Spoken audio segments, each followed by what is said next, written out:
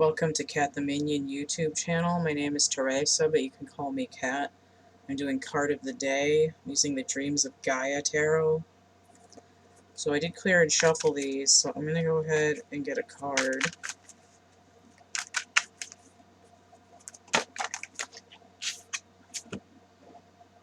Not surprised.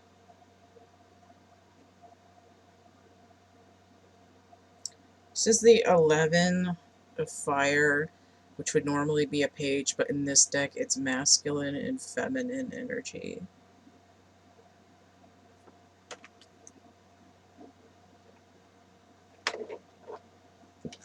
Now, I did hear that I'm supposed to get 3 cards, so I am going to get another one.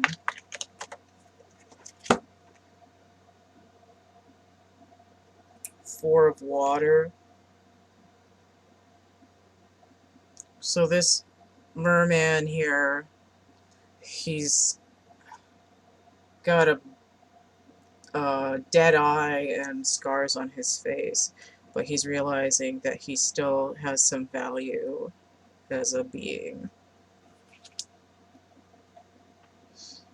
4 and 11.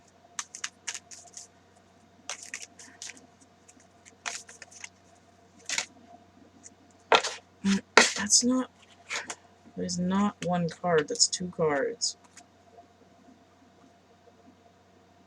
I'm going to put them back because I only want 1 card.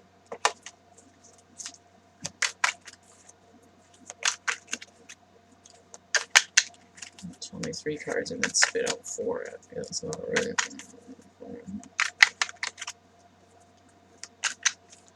Unomas! Oh man, I'm going to shuffle them the other way.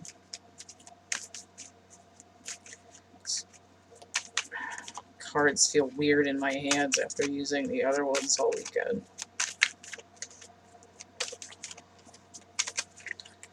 Now they're not coming out at all.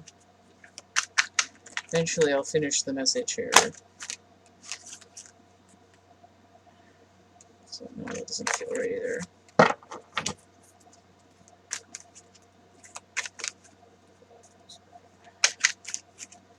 One. Definitively one that's leaping out all by itself and not just flapping around. Oh! 3 of them on the floor here. Well, I'll take the one that I couldn't see what it was. How about that?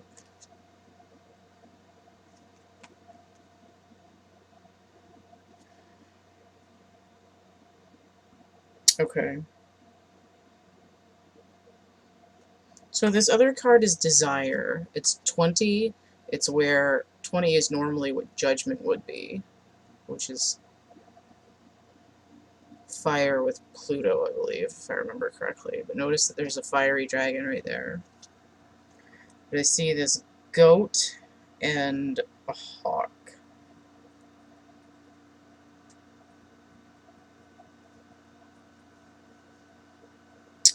And I see a lotus down here. So this actually, to me, is like a magician operating on a higher level. It's like inner manifestation.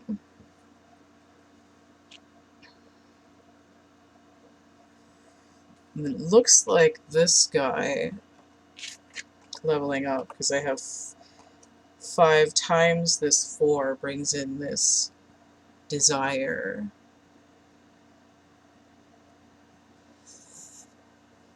But I'm getting this idea of this masculine energy in their feelings. Like, I've been a bad, bad boy, but maybe I'm still redeemable.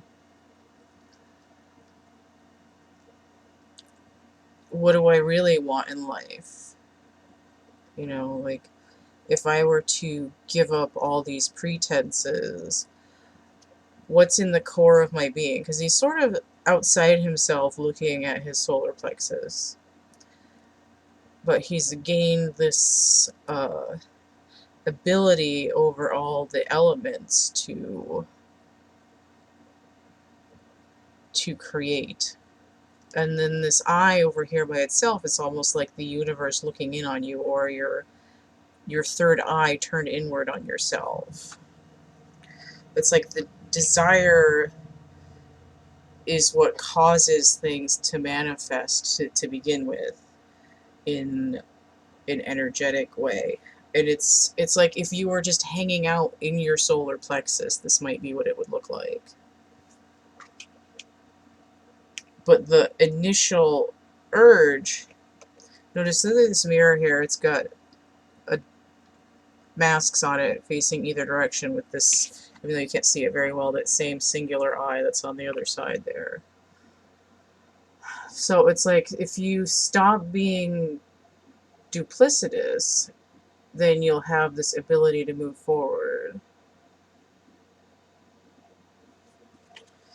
And it's like stop fooling yourself that you're something that you're not, and let yourself be who you really are, like what you really want to do, who you really want to be. Like, what do you really think about yourself? What do you really want in life for yourself? What is your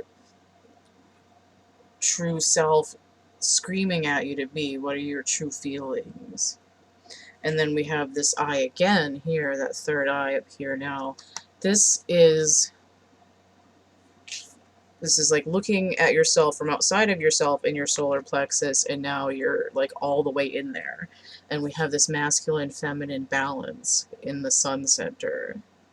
So it's this idea of taking the idea of being two-faced from a low vibration that's emotionally traumatic to you into a high vibration where the two polarities are actually part of you, and you have, it's like you have dominion over them. You're not pretending to be something you're not. You're being fully yourself on all levels, in all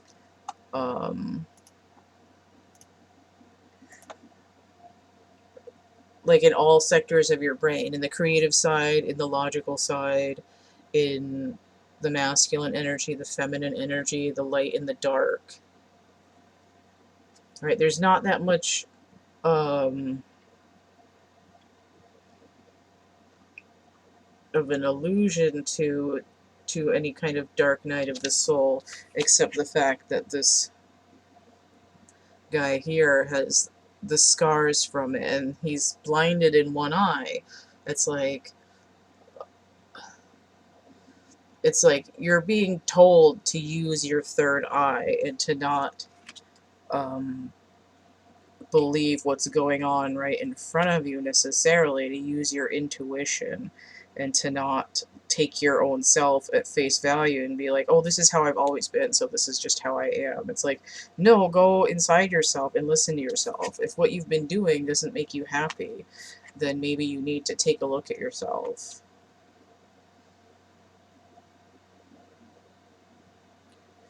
This 11 is a twin flame number, but it's also universal timing. It has to do with the union of opposites, of balancing polarities, of having a foundation for yourself that's sturdy. If it was a single one by itself, it's almost like, oh, you don't have a leg to stand on. But when it's two, it's like you become stronger. And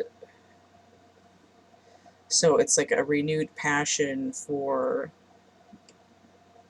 who you can be. And then also this desire here, notice that that's a duality as well. So we have 11, and then we have two things. It's like a redoubling of this idea. So it's like 11 and then 2 and then 4. And it's kind of like a countdown. Like that song, it's the final countdown. Make your final countdown. What's this? On the bottom, 2 of Swords. Low-level High Priestess. This is the duality.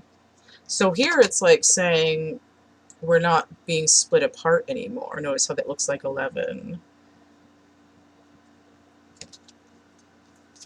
We're moving into a gray area where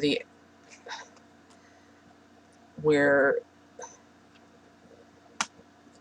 we're not we're not putting on this mask of something we're not. We're allowing ourselves to light up a spectrum instead of being aligned with one way or the other.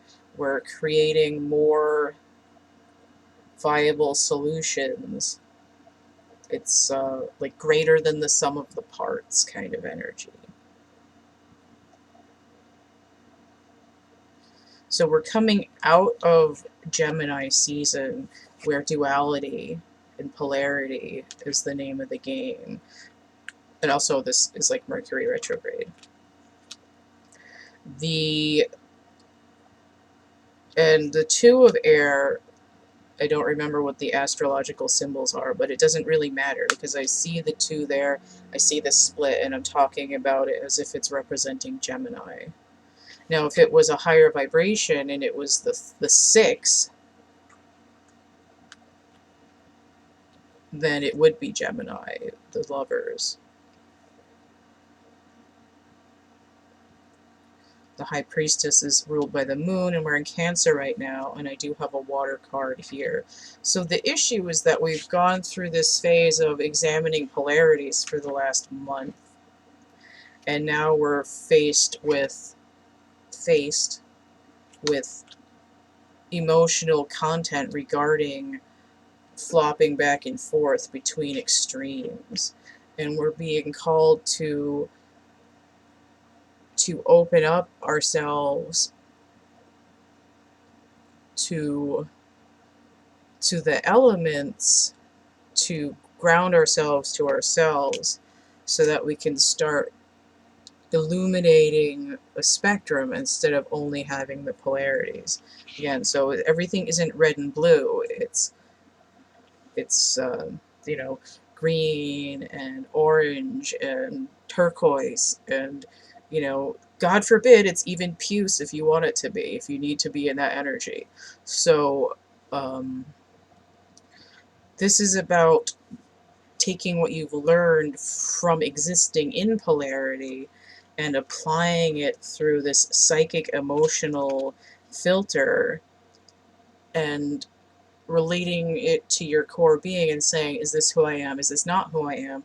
And deciding where in that balance you are as a person, and ultimately coming out in some kind of union with yourself where you have access to all of the permutations that that spectrum allows. Okay, so if you want to get a reading, you can hit me up, thecatcamebackatcamp@gmail.com. You get the list of readings and how much they cost, links to art and merch and prints and stuff. You can get via emailing me again, or you could, the list of that stuff is in the description box of my infomercial video, which is going to be linked below this one. If you want to help keep my little channel chugging along, you can hit that tip jar, paypal.me/CATtheMinion. I also have Cash App and Venmo. Go ahead and check out my playlists tab to see the different kind of stuff I'm going. I was going to say going through, but I mean the different kinds of readings that I'm putting out. I think that's it. See you later. Bye.